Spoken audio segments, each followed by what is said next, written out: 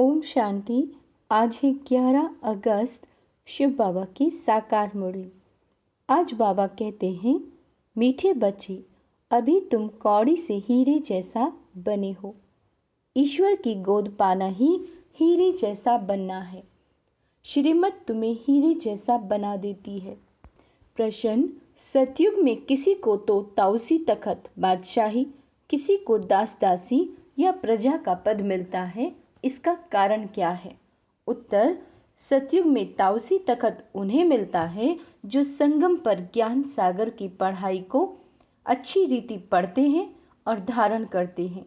ज्ञान रत्नों का दान कर बहुतों को आप समान बनाते हैं, और जो गफलत करते हैं, देह अभिमान में आकर हंगामे मचाते हैं, उन्हें प्रजापद मिल जाता है। पढ़ाई पर ध्यान न देने वाले ही दास दासी बन जाते हैं। ओम शांति। कौड़ी से हीरे जैसा बनने वाले सिक्की लदे पुरुषार्थी बच्चे यह जानते हैं कि माया का तूफान लगता है। बच्चे कौड़ी से हीरे जैसा बनने का पुरुषार्थ करते हैं, परंतु श्रीमत पर न चलने के कारण फिर से माया का तूफान लगने से ज्योति बुझ जाती है। इस पर भी गीत है। बच्चों को अब मालूम पड़ा है कि हम सो पूज्य देवी देवता थे। यह आत्मा सुनती है।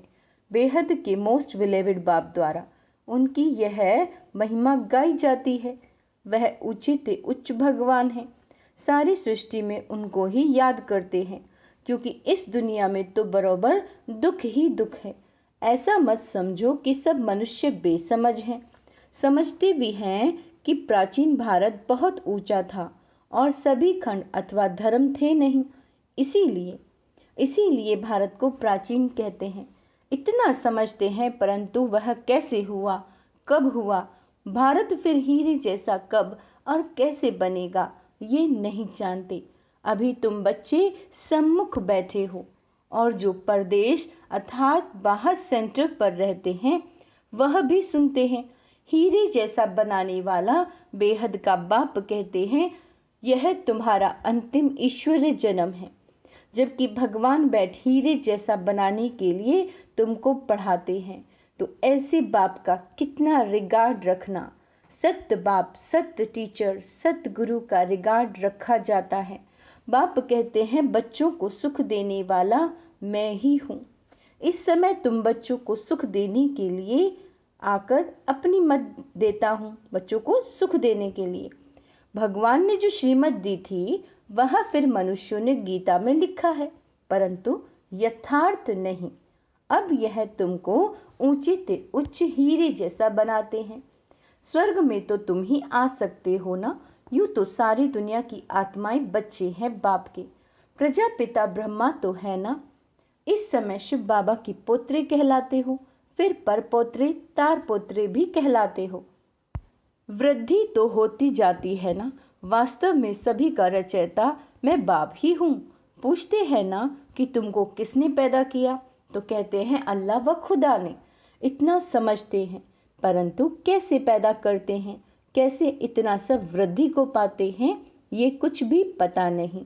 यह तो तुम जानते हो कि सतयुग में बहुत थोड़ी रचना होती है, बहुत थोड़ी रचना होती है।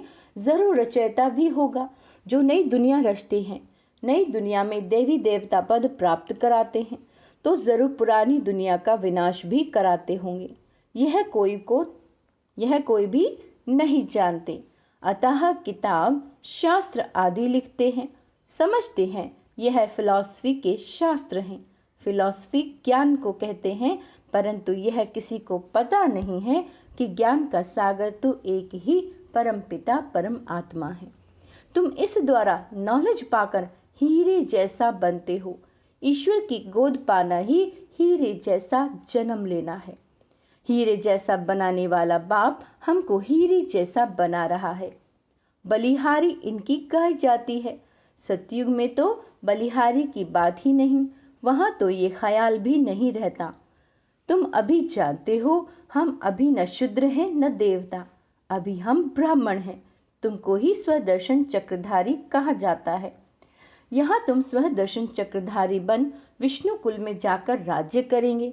स्व दर्शन चक्रधारी कमल फूल समान तुमको यहाँ ही बनना है। यहाँ है पुरुषार्थ, वहाँ है प्रारब्ध। ऐसी बातें दुनिया में कोई नहीं जानती। बाप कहते हैं माया ने तुमको तुच्छ बुद्धि बनाया है। तुम हीरे जैसे देवी देवता थे। पहले तुमको पता नहीं था। दुनिया में तो अनेक मतें हैं। कोई क्या कहते, कोई क्या कहते। कोई कहते हैं मनुष्य मरते फिर नए पैदा होते। कोई कहते हैं कि जैसा संकल्प करते वैसे बन जाते। अनेक प्रकार के मत वाले हैं। तुम हो श्रीमत पर चलने वाले। श्रीमत से तुम्हारी भी श्रेष्ठ मत बनती है। तुम ही जानते हो, सब तो नहीं जानेंगे। भल कोई लखपति पद्मपति है, परंतु इस ज्ञान में आना बड़ा मुश्किल है। कोटों में कोई ही आता है, क्योंकि साहूकारों पर लफड़े बहुत हैं। ड्रामा में नूंद ही ऐसी है। जो गरीब ही ईश्वर की गोद लेते हैं। यह रथ तो उनका है ना। बाप दादा दोनों इकट्ठे हैं। यह तुम ही समझते हो। निराकार भगवान को अपना शरीर नहीं तो जरूर लोन पर शरीर लेना पड़े, तब तो भगवानुवाच्य हो सके ना। श्री कृष्ण भगवानुवाच्य हो न सके, उनको तो झट सब जान लेते हैं। यह है निराकार, इसीलिए इनको कोई जानते नहीं।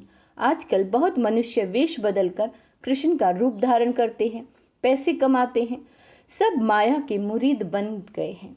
किसके मुरीद बन गए हैं? सब माया के। अभी तुम ईश्वर के मुरीद बनते हो। कोई तो 100% ईश्वर के मुरीद बने हैं, उनकी शरण ली है। बाकी सब माया की शरण में फंसे हुए हैं। बाबा ने समझाया कि खास भारतवासी सब शोक वाटिका में हैं। खास भारतवासी, सारी दुनिया ही लंका है। उन्होंने तो शास्त्रों में हद की बातें लिख दी हैं। बेहद का बाप बेहद की बातें सुनाते हैं। तुम जानते हो कि अभी हम ईश्वर की गोद में हैं, फिर हम नई दुनिया के मालिक देवी देवता बनेंगे।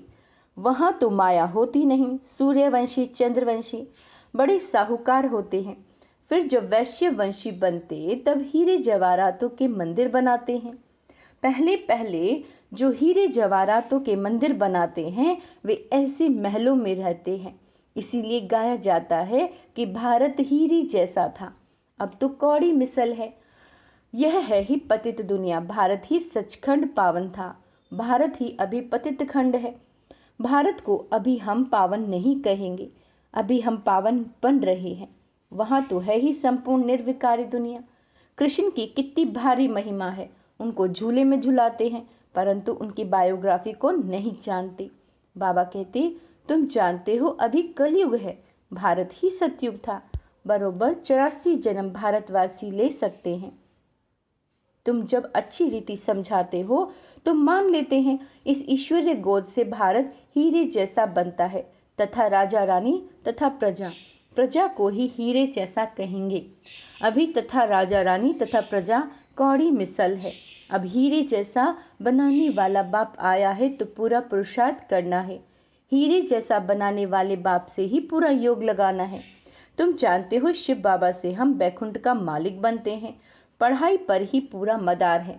पढ़ाई का ख्याल तो सबको करना चाहिए।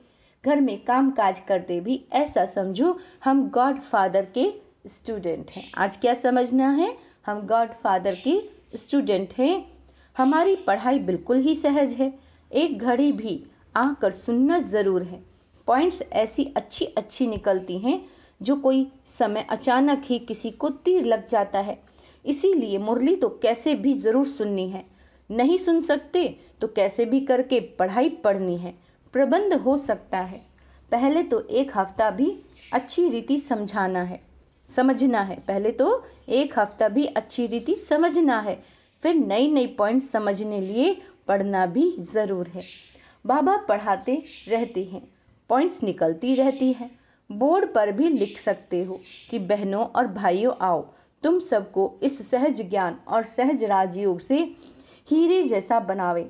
तुम्हारे पास तो चित्र भी सब हैं, उन पर समझाना बहुत सहज है।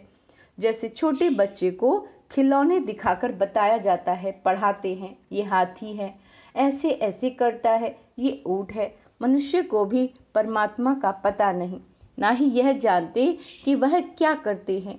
उनके पुरुष कर्तव्य को न जाने तो बाकी महत्व क्या रहा। भगवान के कर्तव्य को ना जाने तो बाबा कह रहे महत्व क्या रहा।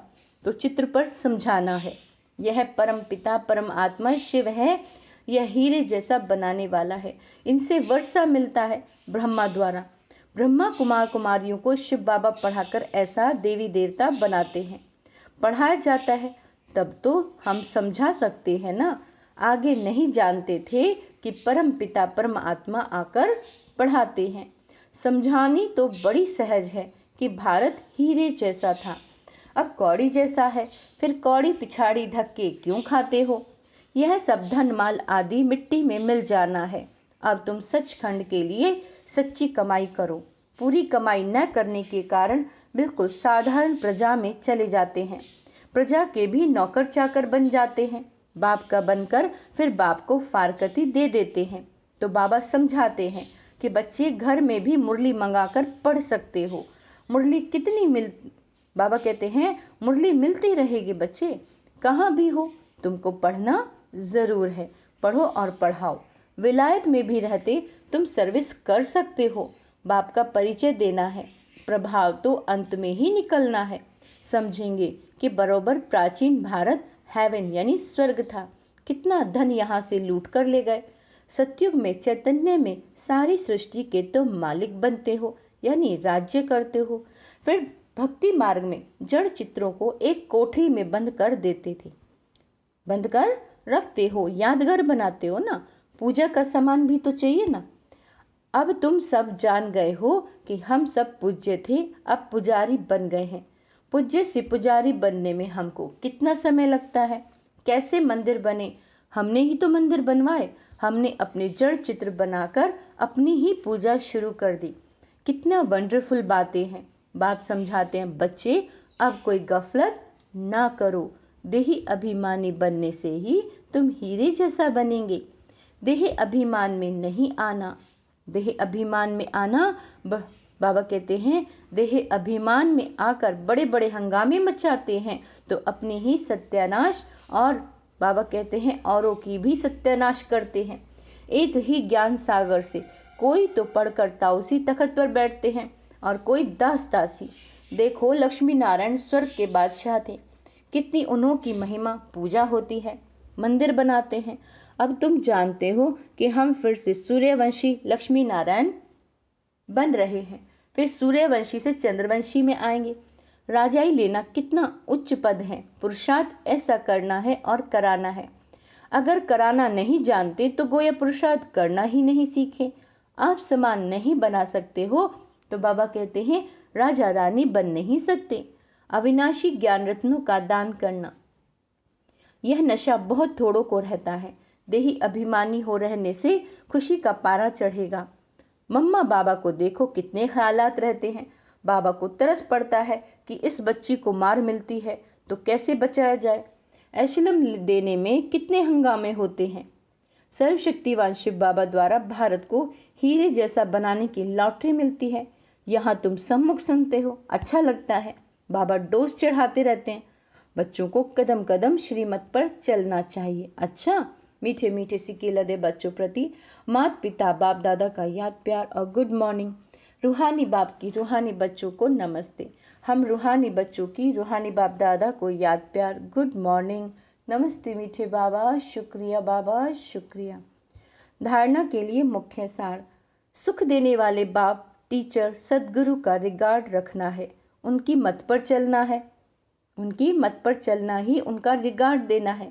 घर का काम काज करते स्वयं को गॉड फादर का स्टूडेंट समझना है। पढ़ाई पर पूरा ध्यान देना है। मुरली मिस नहीं करनी। सचखंड के लिए सच्ची सच्ची कमाई करनी है। वरदान, पास्ट प्रेजेंट और फ्यूचर को जान माया जीत बनने वाले मास्टर त्रिकालदर्शी भव। क्या कह रहे हैं बाबा? पास्ट प्रेजेंट फ्यूचर को जान माया जीत बनने वाले मास्टर त्रिकालदर्शी भव।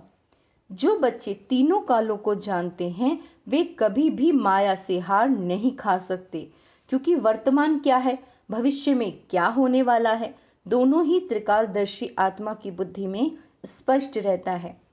क्या हूँ और क्या बनने वाला हूँ, वर्तमान और भविष्य दोनों का उन्हें नशा रहता है। उसी नशे की खुशी में उड़ते रहते हैं, इसीलिए उनके पांव धरनी से ऊंचे रहते हैं। वह देह के संबंध, देह के पुराने पदार्थ की आकर्षण में नहीं आते। स्लोगन: जिनके पास सरलता का गुण है उनके लिए संगठन में चलना बहुत सहज है। अच्छा, ओम शांति। आज का स्वमान का अभ्यास करेंगे। मैं सरल चित्त आत्मा हूँ, मैं त्रिकालदर्शी आत्मा हूँ। ओम शांति।